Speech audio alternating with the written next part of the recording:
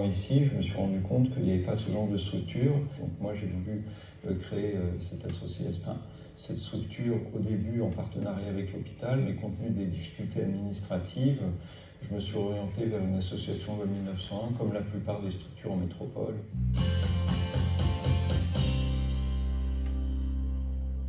Nous sommes ici dans la structure nommée Casanou sur Saint-Denis à Belle-Pierre. Nous nous situons à proximité du CHU, à 800 mètres de l'hôpital. Et nous accueillons des familles ayant un proche hospitalisé et principalement des parents ayant leur enfant en soins, donc ambulatoires, ou qui sont hospitalisés au CHU de Belle-Pierre. Nous avons une capacité de 16 lits enfants, plus 6 berceaux pour accueillir des bébés. Sur le site, nous avons une présence de salariés 24 heures sur 24, permettant aux personnes accueillies d'être rassurées pendant les moments de doute, de stress. Je suis à la maison des parents parce que j'ai amené un enfant malade et comme j'ai pas de famille ici, je me suis hébergée ici avec mon fils. La journée, on est là avec les autres, on se parle. Quand on prend le petit déjeuner, parfois on sort dans le jardin.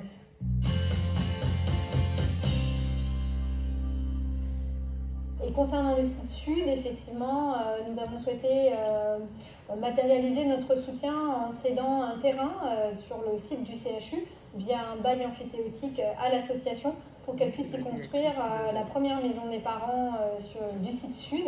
Parallèlement, nous avons la structure qui va s'ouvrir sur Saint-Pierre, donc qui est en fin de construction, également avec une capacité de 16 lits, des salles d'eau privatives cette fois-ci et des espaces communs de vie pour permettre une interaction entre les différents résidents et éviter surtout l'isolement des familles. Ça m'embêtait de voir des gens dormir dans des voitures pour attendre et voir que les enfants, pour voir comment ils peuvent accompagner leurs enfants en réanimation avec leurs maladies graves, que ce soit parfois des prématurés ou des polytraumes. Grâce à cette structure, nous parvenons à éviter des nuitées d'hospitalisation pour des patients, notamment des patients en évacuation sanitaire de Mayotte, qui, grâce à ce dispositif, n'ont pas besoin d'être maintenus en hospitalisation, là où ils ont des possibilités de séjour ambulatoire, de prise en charge ambulatoire. Pour des enfants qui ont des très très longues hospitalisations, ça permet une meilleure prise en charge parce que le fait que les parents soient présents à côté et puis de venir voir leur enfant tous les jours, évidemment il y a un côté affectif, mais il y a aussi un côté de lien avec les équipes soignantes, aussi bien paramédicales que médicales, qui permet de mieux prendre en charge les enfants. Les adultes, ils ont tout aussi besoin de support. Donc, il n'y a pas de discrimination. C'est des maisons pour accompagnants, je dirais, que ce soit des adultes ou des enfants. Chaque année, nous arrivons à réaliser entre 7 000 et 9 000 nuitées à l'extérieur de l'établissement. Donc c'est avant tout un confort de vie qui est gagné pour ces patients, bien souvent des parents accompagnant des enfants hospitalisés. Et puis c'est également une ressource hospitalière, donc des capacités en termes de lits qui sont récupérées par le CHU pour pouvoir répondre aux besoins d'hospitalisation de la population. Et en réanimation, il n'y a que des lits d'appoint pour accompagner, mais pas pour dormir, et pour accompagner leurs enfants sur des maladies un peu longues.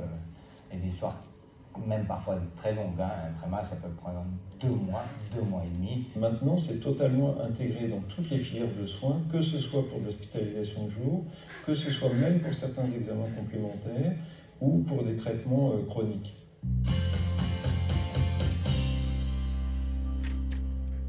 Désormais, nous allons pouvoir, grâce à la généralisation nationale du dispositif, pouvoir hospitaliser ces patients et puis les héberger en amont, durant ou en aval de leur hospitalisation et de leur parcours de soins dans les structures comme les maisons d'accueil hospitalières. Demain, la maison des parents Sud rencontrera sans doute un assez fort succès à la fois avec ces patients de la zone, mais aussi les patients de la Réunion. Et il est effectivement fort probable que l'activité, de manière générale, des hébergements extra-hospitaliers croisse dans les années à venir, effectivement. Parfois, on ne se sent pas seul. Même les employés nous parlent quand on est triste et essaient de savoir ce qu'on a. Je suis triste parce que je vais partir et ça va beaucoup me manquer. Surtout les autres parce que je suis déjà habituée ici Alors, je suis très, très triste. Je ne vous oublierai jamais.